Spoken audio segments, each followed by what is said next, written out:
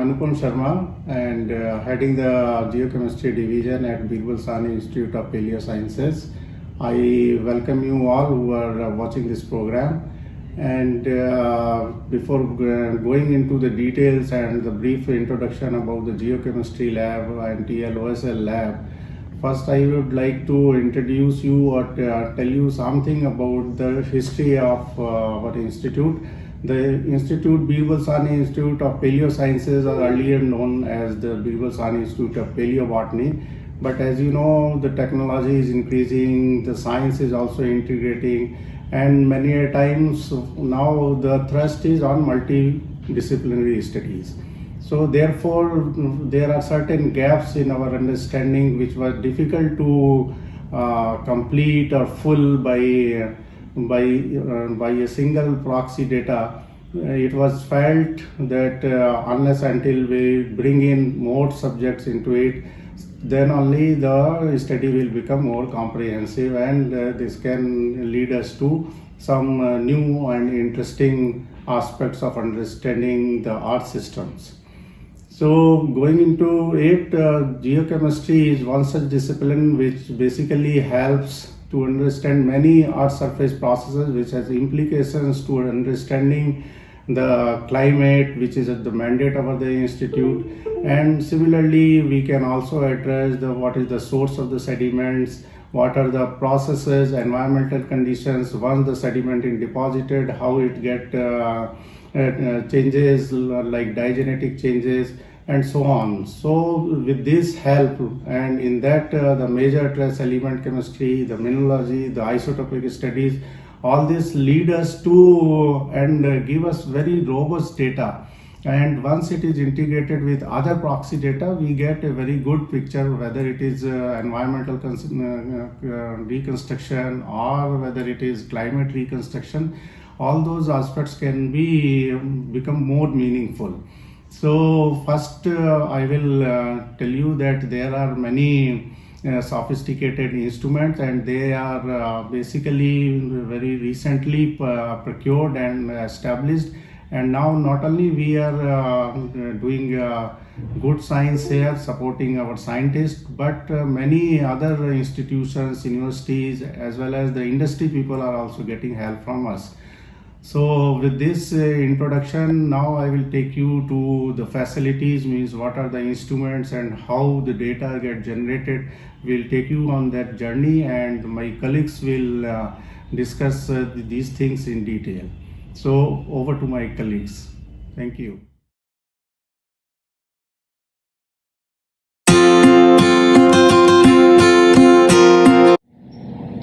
Hi, I'm Amrit Pal Singh Chadha, basically working in the XRF laboratory of BSIP, Lucknow. Here we deal with whole rock geochemistry, in which we measure 10 major oxides which are very useful in determining the studies of past climates. In this, we basically measure the 10 major oxides in form of pressed powder pellets.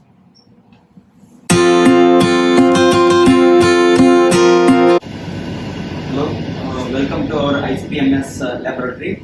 This is our ICP-MS machine which we use for measuring trace and rare earth elements in geological samples. Whatever the data we generate, rare earth elements and trace metals, that will be used for paleo-environmental reconstructions.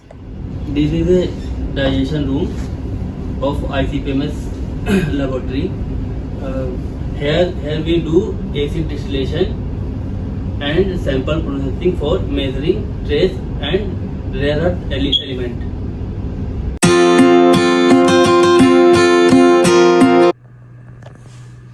This is the exciting instrument in the BSIP. Here we analyze the bulk mineralogical composition of the hard rock as well as the sediments. We also analyze the clay minerals which is found in the sediment, and by analyzing all these things we can predict the paleoclimatic conditions in the past. This is laser particle size analyzer of BSIP. Here we generally measure grain size of sediments. These sediments normally use for the sedimentation of the in the basin.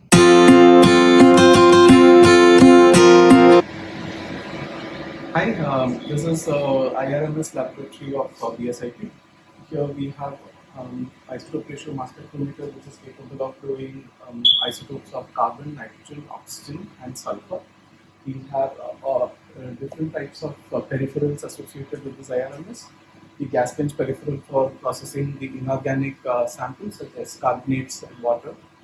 We have Flash 2000 peripheral used in processing organic samples, and we have Trace 1310, which is used for compound specific analysis.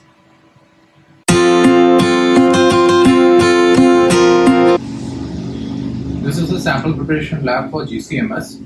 What we do is we extract the sediments with the organic solvents, and then we do column chromatography over here to separate that the extracted part of the sediment into different fractions such as saturated or aromatic, or it depends upon the polarity. And this separated fractions we run in the GCMS. So you can see that these are the columns which we use to separate. This is nitrogen evaporator where we evaporate the samples. These are the chemicals which we use, and you can see these are some of the extracts. You can see the color here, and these are the extracts which we have taken from some samples. So this is basically what we do over here. So this is a GCMS instrument. Once we separate the sample, we keep the sample here in the GCMS. It will inject the sample into the GCMS, and we will get the result here. And this is a chromatogram which show different kinds of compounds present in the sample. And this is a spectra of each compound. And this each and every compound will help us to understand the. This is basically showing a biomarker compound which will help us to understand the paleo redox conditions, paleo climate, paleo vegetation, and all kinds of results. Yeah, this is Dr. Murthy. In this laboratory, we date the sediments from 10 years to 0.5 million years. This technique called luminescent dating technique. We have two instruments. These two instruments help us to estimate the luminescence dose that received in the past. Okay, so to estimate the age equal to dose by dose rate. These two instruments will help us to estimate the dose. And then there are other instruments that will help us to estimate the dose rate, the other part, and then that you can see next. Hi, this is one of our instrument. It's a high purity germanium detector, and using this instrument we can find uranium, thorium, potassium of the sample. And another component, that is dose, and we can calculate from there, that is a Dijo reader, luminescence reader, and using both the parameters like dose and dose rate, we can get the age.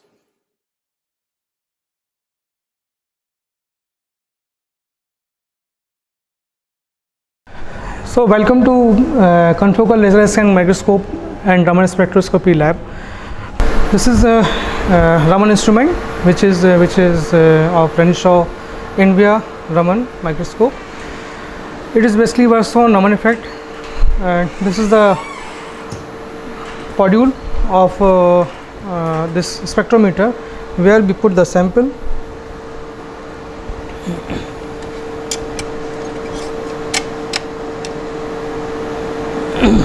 And to avoid the laser beam, we would just close it this module, and we focus it by the specimen, and then put on the switch on the laser. The laser comes from the back side and passes through the different mirrors and goes up to the notch filters, and then reflect and goes till the specimen. It reflects and goes back to the dichroic mirror, which is also called a notch filter, and then it passes through the beam splitter and come to the detector where the spectra is generated. And the spectra generated data set we process at wire software, which is inbuilt with this machine.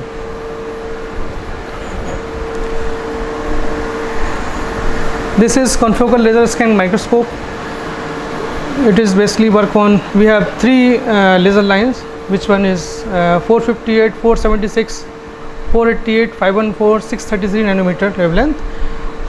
These four are argon laser, and this one is helium neon laser beam. So first, the process functioning of this microscope is we put this our slide here and focus it into the under microscope, and then it has a one lever just behind this microscope. We put down and then come to the software. We said they are setting according to the requirement, like fluorescent transmission 2, reflection plus transmission. If only need reflection, then we click on reflection. If need transmission DIC, then we click on transmission DIC. Then now we are using fluorescence and transmission techniques. Then we press the live button and the specimen is directly telecasting here. To imaging actually this one is transmitted light image, and this one is fluorescence image, which they generated from this fluorescence unit. So for this we just for imaging we just set this bottom part of this grain. We are moving down and down.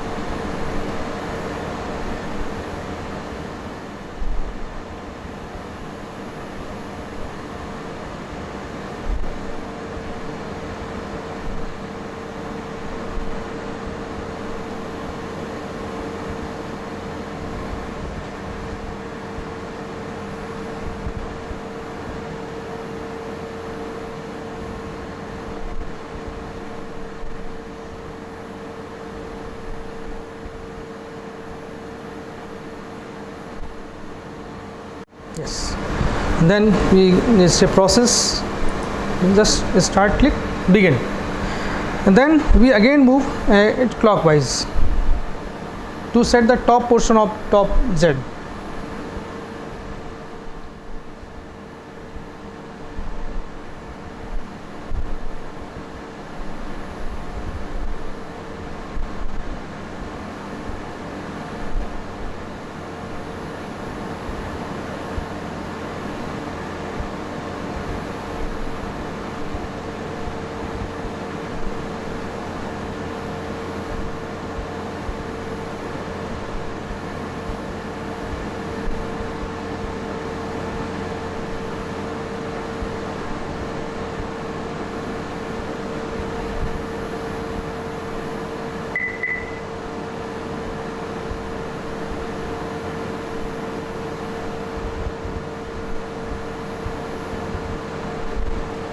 Hope you enjoyed the same. Let's meet in the next session. Scanning electron microscope. There are two types of electron microscope. One is a transmission electron microscope. Other is a scanning electron microscope. This is a scanning electron microscope. With the help of this machine, you can observe the surface of the samples of any material. Like this, if you have this sample, you can observe the surface of this sample. Take the sample, mounted on the stuff and inserted in this chamber. You can magnify it up to the 10 lakh level. 10 lakh times you can magnify it. Magnify your focus and take the picture on desired magnification. इसमें हम किस किस चीज़ों की study कर सकते हैं और कैसे शुरुआत करते हैं? इसमें क्या करते हैं, पहले सैंपल को एक स्टब पर माउंट करते हैं. ये स्टब होता है, इस स्टब के ऊपर सैंपल को माउंट करते हैं यहाँ पर. और माउंट करने के बाद में उस सैंपल को फिर अंदर चैम्बर में इंसर्ट कर देते हैं और चैम्बर में इंसर्ट करके वैक्यूम क्रिएट कर देते हैं. ये सब काम वैक्यूम में होता है क्योंकि इलेक्ट्रॉन बीम एयर में ट्रेवल नहीं कर पाती, इसको वैक्यूम चाहिए, इसलिए सैंपल को वैक्यूम के अंदर रखते हैं, फिर इलेक्ट्रॉन बीम ऑन करते हैं. ये ऊपर एक टॉप यहाँ पे इलेक्ट्रॉन गन होती है, वहाँ से इलेक्ट्रॉन आपके सैंपल्स के ऊपर बम्बार्ड करते हैं, वहाँ से फिर सेकेंडरी इलेक्ट्रॉन जनरेट होते हैं और डिफरेंट सिग्नल्स जनरेट होते हैं, जिसकी हेल्प से आप यहाँ पे इमेज लेते हैं, सामने जो दिखाई दे रही है. क्या क्या एलिमेंट के इसकी एनालिसिस हो जाती है सर इसमें? इसमें आप किसी भी सैंपल की सरफेस स्टडी कर सकते हैं। नैनो मटेरियल है, लीफ है, वुड है, सेडिमेंट है, या कोई भी पोलन ग्रेन है, उसकी स्टडी कर सकते हैं। जैसे अगर आपको दिखाना चाहें तो बहुत सारे सैंपल्स की स्टडी इसमें हुई है, क्योंकि पिक्चर्स जो स्टोर है इसको दिखा सकते हैं। जैसे ये देख रहे हैं, ये इंसेक्ट की आई है, कंपाउंड आई जिसको बोलते हैं, इंसेक्ट आई। ये नैनो रोड्स हैं, नैनो रोड्स आप देख रहे हैं। ये जो हमारी आंखों से नहीं दिखते, फिर ऑप्टिकल माइक्रोस्कोप में देखते हैं, उससे भी नहीं दिखते। जो चीज़ें ऑप्टिकल माइक्रोस्कोप से भी देखने में संभव नहीं है, उसमें फिर इलेक्ट्रॉन माइक्रोस्कोप में हम लोग देखते हैं। किसी चीज़ को एनालिसिस करना है, उसकी सरफेस कैसी है, उसका स्ट्रक्चर कैसा है, मॉर्फोलॉजिकल स्ट्रक्चर के लिए आप स्कैनिंग इलेक्ट्रॉन माइक्रोस्कोप का उपयोग करते हैं। जैसे ये रूट है, किसी वुड की रूट में देखो, एक रूट है, इसमें ब्रांचेज होती हैं, कैपिलरी होती हैं, जिससे आपका फूड है पूरे प्लांट में जाता है। ये वुड का क्रॉस सेक्शंस है। ये टूथ है, ह्यूमन टूथ, उसकी डेंटल ट्यूब्यूल्स हैं, इसको देख सकते हैं। तो किसी भी सैंपल की सरफेस मोर्फोलॉजी आप इसमें देख सकते हैं। पोलन ग्रेन है, नैनो पार्टिकल्स हैं।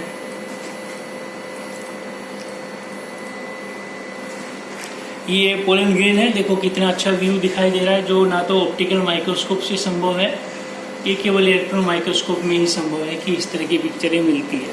साथ में ही आप इसमें एलिमेंट क्या क्या मौजूद है वो भी आप देख सकते हैं कि इधर भी EDS स्पेक्ट्रा जिसको बोलते हैं, उस EDS स्पेक्ट्रा की हेल्प से आप उसकी एलिमेंट एनालिसिस कर सकते हैं कि आपके सैंपल में कौन कौन से एलिमेंट मौजूद हैं।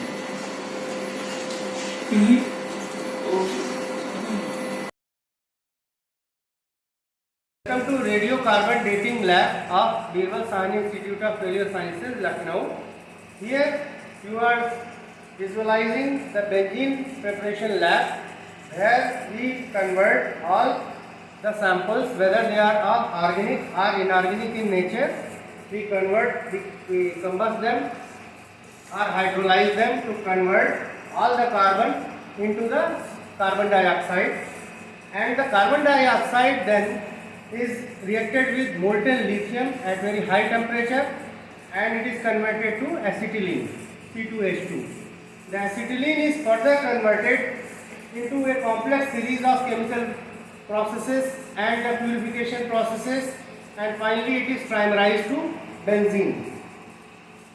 The benzene, after the purification, you get here in two quantities, either in 3 ml or in 1 ml. We can count both the quantities depending on the content of the carbon in any sample. So for just visualizing, these are the benzene vials. Here the benzene is collected, and after the production of benzene, which is a very complex process, we allow it to settle down, because along with the other compounds, some radioactive compounds also can come, so we want to settle them out. So for 1 week, this benzene is kept in deep freezer before it is counted for the beta decay. And the beta decay lab you will see as in the next step. Now we are in the liquid scintillation counting lab, where the benzene which has been produced in the benzene preparation lab comes after the settling down period of 1 week, and then appropriate amounts of scintillator are added into that benzene. They are weighed properly, weights are recorded, and then data is entered in this computer, and all the benzene samples along with the standards and the blanks, as you can see here, they are kept in a arranged manner, and they are counted by the liquid scintillation counting system. The model which we have is Quantulus 1112 Perkin-Elmer.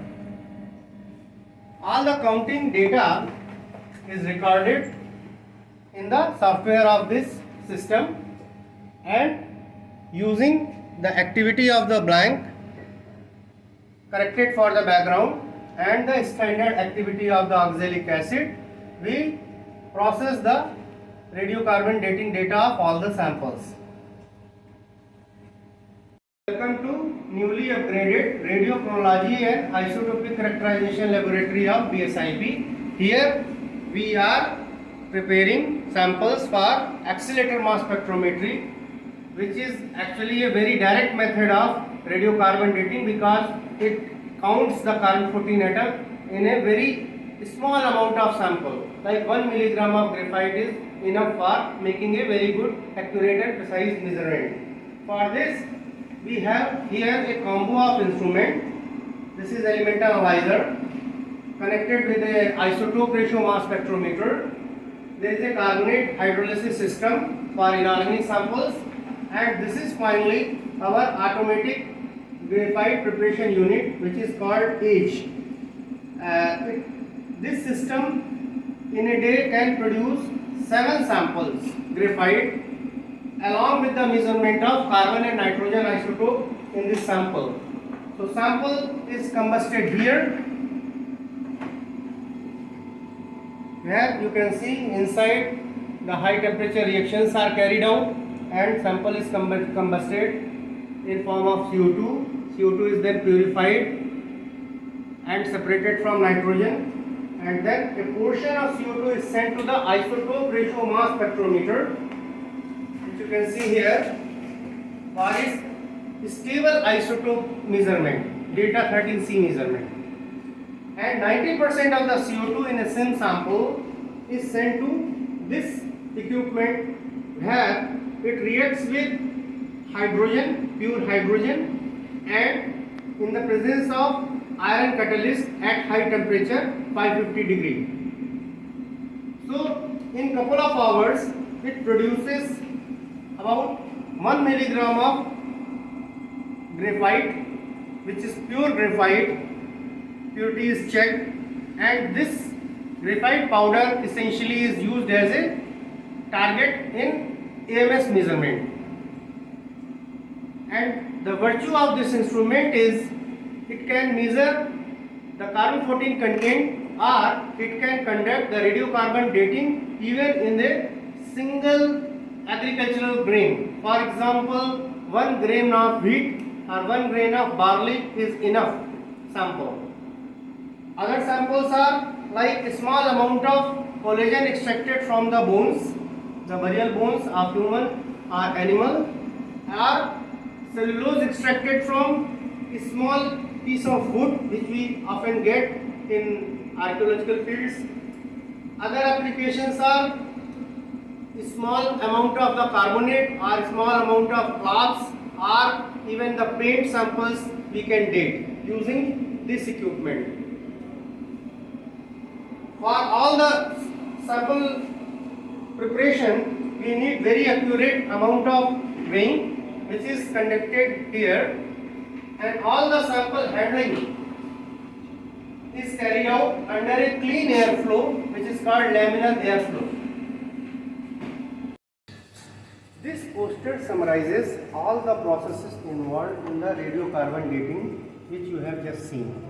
As you can see, it comprises the sample preparation or benzene preparation lab, followed by liquid scintillation counting, sample weighing, carbon and nitrogen isotopic measurement using IRMS coupled with the element analyzer. And these are shown here, the type of samples like shell, sediments, small fragments of cloth, or some straw, or some hay, or some very old calcium carbonate deposits on ancient stones. We can date them. How the radiocarbon data is actually calibrated, it is shown here using the dendrochronology. So this is a radiocarbon dating facility which is serving as national facility since 1974. Welcome to radiocarbon dating lab facility at Birbal Sahni Institute of Radio Sciences, Lucknow. Radiocarbon dating facility initially developed by W.F. Levy, a Nobel laureate, Okay. Basically, radiocarbon dating facility consists of 3 main steps. First step is pre-processing, second step is chemical processing, and third step is counting of the radioactivity. Okay. Let me introduce our colleague, myself, VK Singh. Let me introduce my colleague, Mr. DK Pal and Mr. J. Bhaskara. Okay. So what you see in this system is our in-house fabricated assembled glass extraction and purification system. This system is mainly maintained and assembled by Mr. J. Bhaskaran.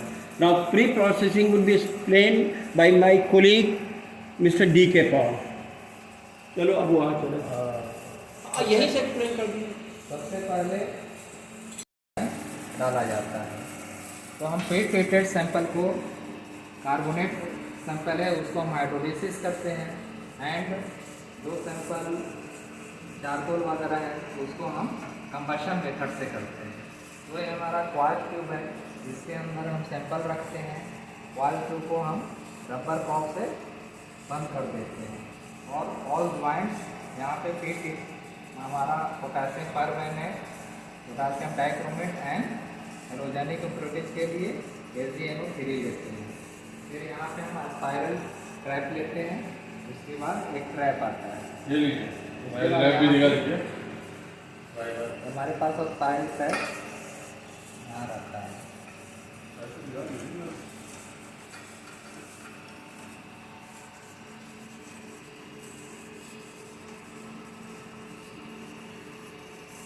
यहाँ पे molecular शील है, यहाँ silica gel है और and then charcoal and silica gel, activated charcoal and silica gel. तो सबसे पहले तो यहाँ पे पाइप लाइन से कनेक्ट करते हैं ये सिस्टम, वो तो ऑक्सीजन लगता है। हम ऑक्सीजन को सप्लाई करते हैं तो सबसे पहले NOH में जाता है, इसके बाद ड्राई कॉन्सेंट्रेशन H2SO4 में आता है, इसके बाद ऑक्सीजन के द्वारा यहाँ हमारा कंबशन होता है। तो सैंपल को हम 750 डिग्री सेंटीग्रेड पे गर्म करते हैं। पूरा प्रोसेस होने में लगभग 1.5 से 2 घंटे लगते हैं। इसके बाद जो हमारा CO2 बनता है उसके साथ साथ में अदर इम्प्योरिटीज बनते हैं, जैसे कि कार्बन मोनोऑक्साइड है, नाइट्रस ऑक्साइड है और अदर इम्प्योरिटीज। तो हमारा यहाँ पे सिल्वर कॉइल है और यहाँ पे कॉपर टर्निंग रहता है। कॉपर का छोटे छोटे टुकड़े रहते हैं जो कि कार्बन मोनोऑक्साइड को कार्बन डाइऑक्साइड में बदलता है और हेलोजेनिक इम्प्योरिटीज को सिल्वर जो कॉइल है वो कन्वर्ट करता है। सर इधर यहाँ पर देखिए, इधर साइड। इसके बाद हमारा यहाँ पे पोटेशियम परमैंगनेट, यहाँ पे प्योर ऑक्सीडेशन स्टेट में आ जाता है। यहाँ पे जितने भी नाइट्रस ऑक्साइड है वो हमारा इम्प्योरिटी दूर करता है। यहाँ पे पोटेशियम डाइक्रोमेट ये भी ऑक्सीडेशन स्टेट का काम करता है। सल्फर इम्प्योरिटी सीएल में ट्रैप हो जाता है। तो सिल्वर नाइट्रेट है, हेलोजेनिक इम्प्योरिटीज के लिए हम लोग सिल्वर नाइट्रेट यूज़ करते हैं। इसके बाद जो CO2 है उसमें मॉइस्चर आ जाता है। इसके बाद हम पोटेशियम परमैंगनेट से गुजारते हैं, यहाँ पे हमारा प्योर और ऑक्सीडेशन हो जाता है, यानी प्योर CO2 हमारा बन जाता है। इसके बाद उसमें मॉइस्चर रहते हैं, इसको हम लोग मोलिकुलर स्टेज के अंदर भी जाते हैं। तो ये हमारा प्योर CO2 इसमें से जाता है, ड्राई CO2। इसके बाद सिलिका जेल है, यहाँ पे हमारा 100% ड्राई हो जाता है। अनदर स्टेट यहाँ पर हम ट्रैप कर लेते हैं CO2 को और इसके बाद activated charcoal and silica gel है, यहाँ पर भी हम ड्राई मतलब 100% ड्राई CO2 हो जाता है और लास्टली हम CO2 यहाँ कंडेंस कर लेते हैं। फिर हम इसको 11.6 लीटर फ्लास्क में भर लेते हैं। इसके बाद हम लोग अनदर प्रोसेस करते हैं, एसिटिलीन बनाते हैं और देन बेंजीन बनाते हैं। तो इसके लिए हम लोग लिथियम रिएक्शन बेसन में हम लोग लिथियम लेते हैं। लिथियम के छोटे छोटे टुकड़े कर लेते हैं अकॉर्डिंग टू CO2 का कितना सेंटीमीटर है उसके अकॉर्डिंग टू हम लिथियम का वेट ले लेते हैं। इसके बाद उसको 550 सेंटीग्रेड से गर्म करते हैं। जब गर्म करते हैं और 550 आ जाता है तो हम CO2 को धीरे धीरे इसमें इंट्रोड्यूस करते हैं। इनको लूज करने के बाद वो लिथियम कार्बाइड बनता है। लिथियम कार्बाइड जब बन जाता है उसके बाद हम उसको ठंडा कर लेते हैं। उसके बाद हम लोग यहाँ पर हाइड्रोलिसिस करते हैं, मतलब drop by drop realise water drop by drop गिराते हैं, तो इससे एसिटिलीन गैस बनता है। एसिटिलीन गैस को हम लोग दोनों ट्रैप में हम लोग ले लेते हैं by the help of the liquid nitrogen. इसके बाद एसिटिलीन बनता है। इसके बाद बड़े सैंपल के लिए हम लोग 40 सेंटीमीटर प्रेशर रखते हैं, छोटे सैंपल के लिए 40 सेंटीमीटर से नीचे रहता है प्रेशर। ये होल क्रिया करने में लगभग 2 से 3 घंटे लग जाते हैं। इसके बाद हम लोग प्राइमराइजेशन करते हैं। एसिटिलीन को हम लोग 3 मोलकुल्स ऑफ C2H2 को हम लोग कन्वर्ट करते हैं C6H6। तो जब ये प्रेशर 65 सेंटीमीटर आता है तो हम लोग फिर इसको इसमें ले लेते हैं। इसके बाद ये क्रिया करने में 2 घंटे लगते हैं। तो होल प्रोसेस हमारा जो लिक्विड C6H6 है इसमें ट्रैप हो जाता है। इसको हम लोग 1 घंटे के लिए छोड़ देते हैं, इसलिए कि होमोजेनाइज होने के लिए इसको हम लोग 1 घंटे छोड़ देते हैं। इसके बाद 1 घंटे के बाद हम लोग फिर इसको लिक्विड नाइट्रोजन लगा देते हैं। इसके बाद यहाँ पर हम लोग इसको वेनेडियम पेंटॉक्साइड कैटेलिस्ट ले लेते हैं। यहाँ पे रिएक्शन करा करके फिर ये हमारा लिक्विड बेंजीन में कन्वर्ट हो जाता है। तो इस प्रकार हमें लिक्विड बेंजीन प्राप्त हो जाता है। ये एग्जाम लगा लीजिए बस साथ में एक वाइल का उसमें होगा।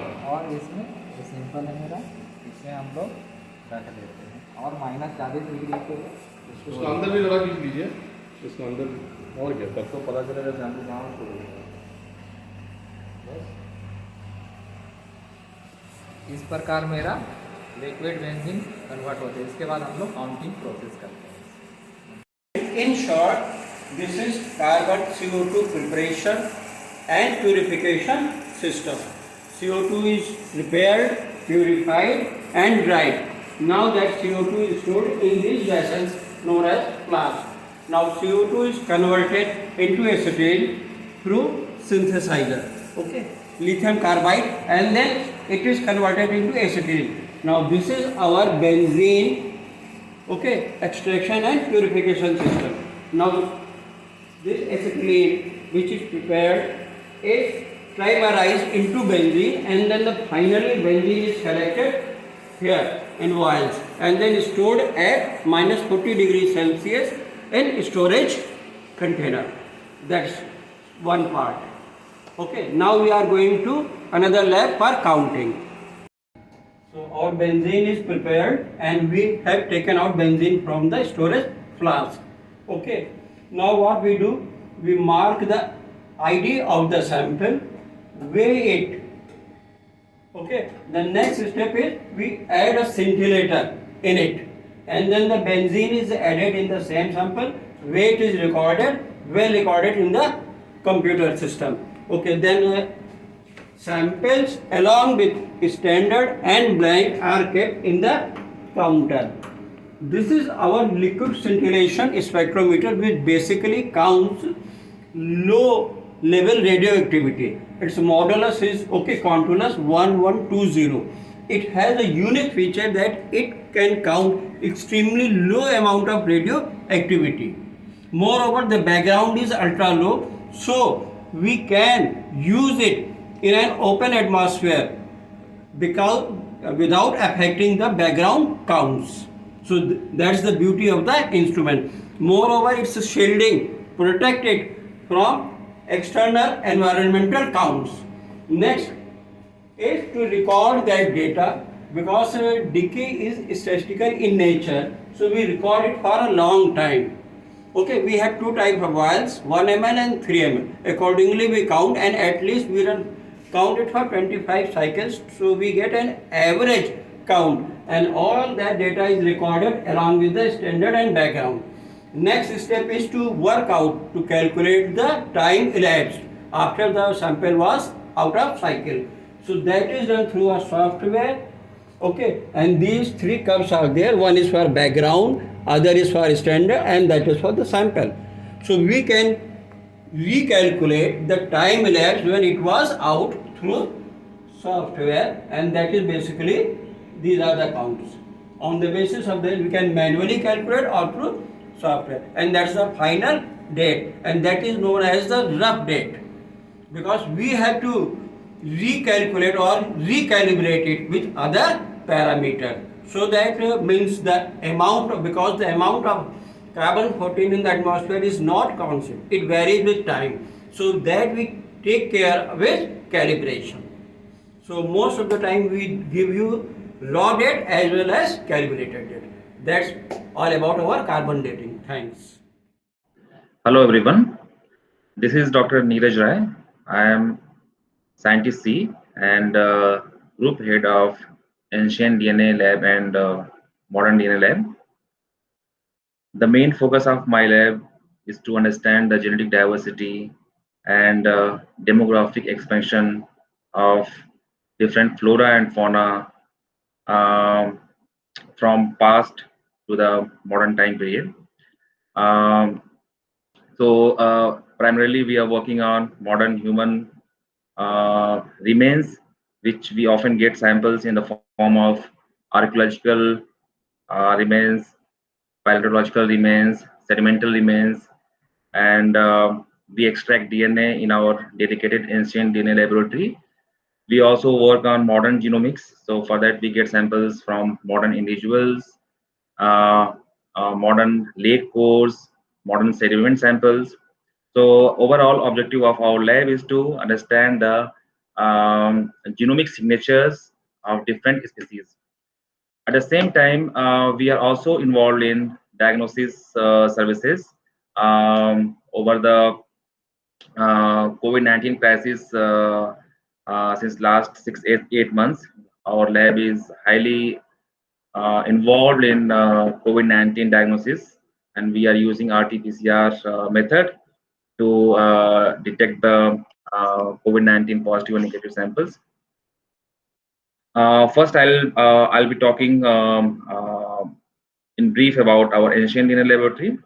So, Ancient DNA Laboratory was inaugurated on day of 10 September 2018, and since then, this laboratory is working very well, and we have produced a lot of ancient genomics data from different cultural contexts from South Asia and Southeast Asia. This lab has also published breakthrough publications. For example, we have produced first ancient genomic data from a human skeleton that was excavated from a site we called Mature Harappan site, and that site is located in Haryana district, Haryana. And another breakthrough discovery was also made in this laboratory. We have analyzed so many human skeleton from a lake. That lake is at 5,500 meter altitude in Himalaya, and then we have got a lot of human skeletons, and we were able to understand the genetic ancestry of those human skeletal remains who were died about 12 to 1300 years before present. So this is the layout of my laboratory. We have three compartments in the room. All the compartments are positive pressured, and we have UV light, and we maintain a very clean environment in the laboratory to avoid any kind of contamination from environment or from the human source. We extract DNA in this laboratory, and we build up ancient DNA library in this laboratory. Then we have another laboratory that we call Modern DNA Lab, and that lab was inaugurated on 16th April 2019. And since then, this laboratory is working very well, and we have all basic facilities which is required for molecular biology experiments. For example, we have several PCR machines, RT-PCR machines, and then we have tape station machine. We have all the machines, all the instruments for for library quantification and for whole genome library preparation. We have a server for bioinformatic analysis, and we have a team of molecular biologists and computational biologists and bioinformatic experts. Now I'll be talking about our journey, how we started COVID-19 diagnosis. Being a paleo science institute, it was a great achievement for this institute that we have started this service with the help of Uttar Pradesh government, and our laboratory was among few laboratory of the state which have initiated and started COVID-19 diagnosis. And since April onwards, we are providing COVID-19 detection service to the Uttar Pradesh government. And so far, we have tested about 1 lakh samples, and this is a very proud moment for Birbal Sahni Institute of Paleosciences, that for several months our institute was #1 in terms of average time taken to process samples, and this achievement was also published by several news articles. And this laboratory is running in 24/7 mode, and we have a dedicated team of about 6 to 8 skilled technicians and researchers, and who are highly dedicated and motivated. And since like 6-7 months, this laboratory is functioning and providing service to the Uttar Pradesh government. We have a 2 real-time PCR machine, and this machine was running almost every time to process the COVID-19 samples. And most of the times, like this facility was never stopped. We are working in 3 shifts. Every month we are processing about 15,000-16,000 samples, COVID-19 samples, and we are reporting properly the same day. Our achievements were taken by several news media, and then it was a very great moment for Birbal Sahni Institute of Paleosciences. Thank you so much. Everyone, this is Dr. Muhammad Arif, scientist at Birbal Sahni Institute of Paleosciences in the Paleomagnetism Lab, Lucknow. So actually we study the paleomagnetism, that is the magnetism that is preserved in rock when it is formed. So this can be traced using a technique called paleomagnetism. So what paleomagnetism is? Paleomagnetism studies the permanent magnetic movements that is preserved in rocks, that is referred to as the natural remnant magnetism, as a function of space and time, thereby concentrating on the directional information contained in the rocks. So by providing this information about the location and orientation of continents related to the Earth's magnetic pole, the field of paleomagnetism has played a significant role in understanding the Earth's processes, particularly with regard to continental drift theory as well as polar wander path, and it leads to development of plate tectonic theory. So paleomagnetism includes topics such as determination of age, stratigraphy, that is magnetostratigraphy, magnetic anomaly interpretation, and as well as climatology, paleoclimatology. And it also helps in understanding the evolution of the Earth and the history of the Earth's magnetic field, how the Earth's magnetic field has been changed throughout the geological time scale.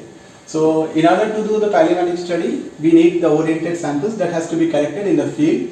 Suppose in the case of volcanic lava flow, we collected the samples, we drilled the cores in the field, and then cores were sliced in this form in the laboratory, each of 1 inch diameter and 1 inch height. And these cores were then proceed for measurement of the natural resonant magnetron using a JR6 spinner magnetometer. As you can see, this is a Ajiko JR6 spinner magnetometer which can be used to measure the magnetization of rock samples. So in the rock there is the primary as well as the secondary magnetations are preserved. The main aim of paleomagnetism is to trace the primary magnetic component, so which can be done using we can trace the primary magnetic direction using an alternating field demagnetizer. This is an alternating field demagnetizer instrument, and this is a thermal demagnetizer.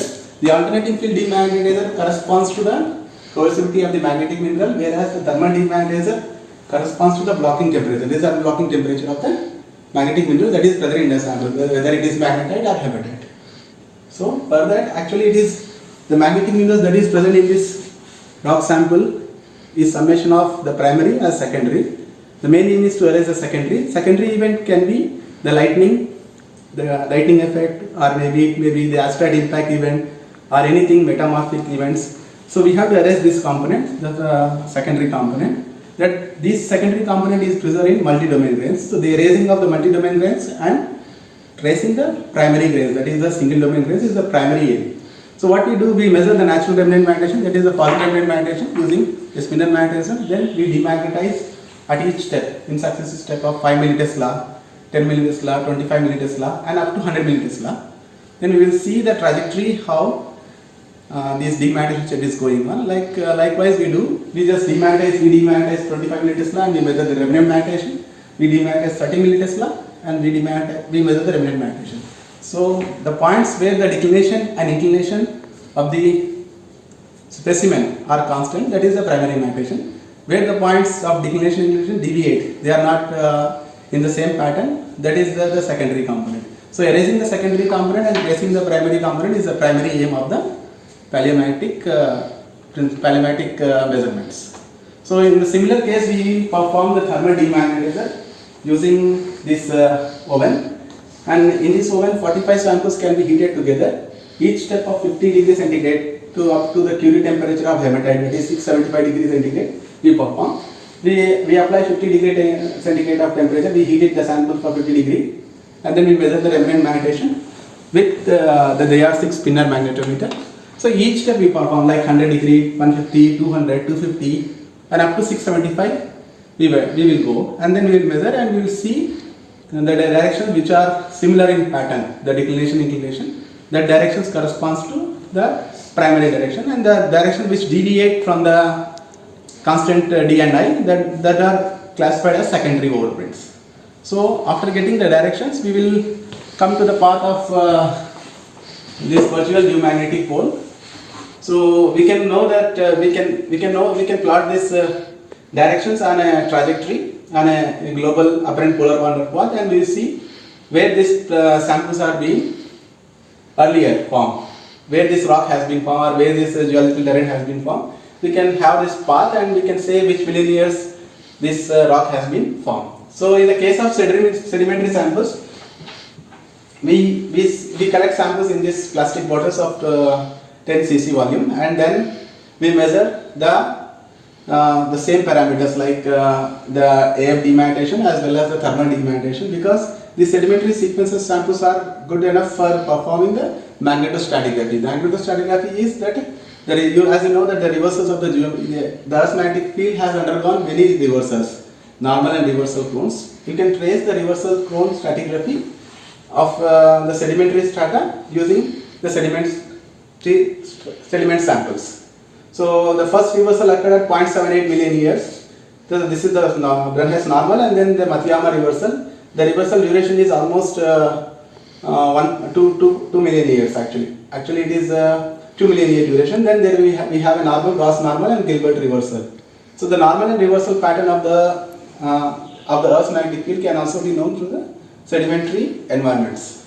So we then perform the environmental magnetism also. For environmental magnetism, we have three parameters. One is the declination, one is the magnetic concentration, then the grain size parameter and mineralogy. And this has been used to know how paleoclimate has been changed. Further, the first parameter of magnetic concentration is the magnetic susceptibility, which we measured using the Bartington MS2B sensor. So basically the samples of soil, sediment can be packed in this 10 cc, and then we can measure the magnetic concentration of this sample using this instrument, because it will give the magnetic concentration.